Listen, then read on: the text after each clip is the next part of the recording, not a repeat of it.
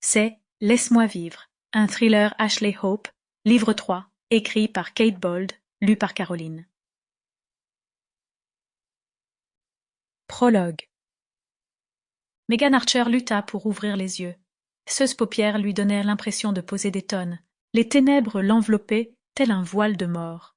Elle parvint à cligner des paupières, avec difficulté une fois, puis deux, et son champ de vision s'éclaircit. Elle tenta de discerner une forme, de voir quelque chose, n'importe quoi. Mais l'obscurité noire comme de l'encre l'enserrait, refusant de lui révéler quoi que ce soit. Où suis-je? La douleur explosa dans sa tempe gauche alors qu'elle tâchait de lever la tête. Une vague de nausée l'envahit, et elle sentit un goût de bile remonter dans sa gorge. Elle se força à déglutir. Elle avait besoin de tousser, mais ne parvenait pas à ouvrir la bouche. Du scotch couvrait son visage, juste en dessous de son nez, serré sur ses joues et sa nuque, piégeant ainsi plusieurs mèches de ses cheveux blonds et bouclés. L'adhésif faisait plusieurs tours autour de sa tête et descendait jusqu'à son menton. La peur s'empara de Megan lorsqu'elle réalisa que ses poignets et ses chevilles étaient également entravés. Elle tordit sa main droite afin de tenter de se libérer, mais chaque geste faisait revenir la douleur dans son crâne, et elle comprit rapidement que se débattre était vain.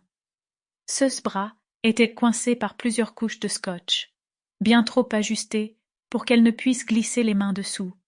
L'adhésif était trop résistant pour qu'elle puisse le déchirer. Le froid émanant du sol dur en contrebas s'était infiltré dans son manteau en cuir et la glaçait désormais jusqu'aux os. Mais la texture qu'elle sentait sous ses doigts indiquait qu'il y avait autre chose entre son corps et le béton. Une couche de plastique, une odeur chimique âcre flottait dans l'air moite, rendant sa respiration difficile.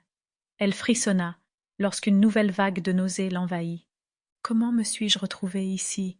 Une sorte de brouillard épais envahit son cerveau, interrompant ses réflexions. Elle tenta de récupérer ses derniers souvenirs, de déterminer ce qui l'avait conduite à connaître ce funeste destin. Molly. Oui, c'était ça. Megan était partie sauver sa petite sœur, une fois de plus. Molly s'était disputée avec son petit ami, et, cette fois, il l'avait mise à la porte de son appartement. Elle l'avait appelé depuis Murfreesboro dans le Tennessee, au milieu de la nuit, et lui avait annoncé qu'elle n'avait ni argent, ni voiture, ni endroit où dormir. Bien évidemment, Megan avait accepté de l'aider, comme elle le faisait dès que la vie de sa sœur connaissait un nouveau rebondissement. Ce type d'événement avait pris une fréquence habituelle lors des 2 années précédentes.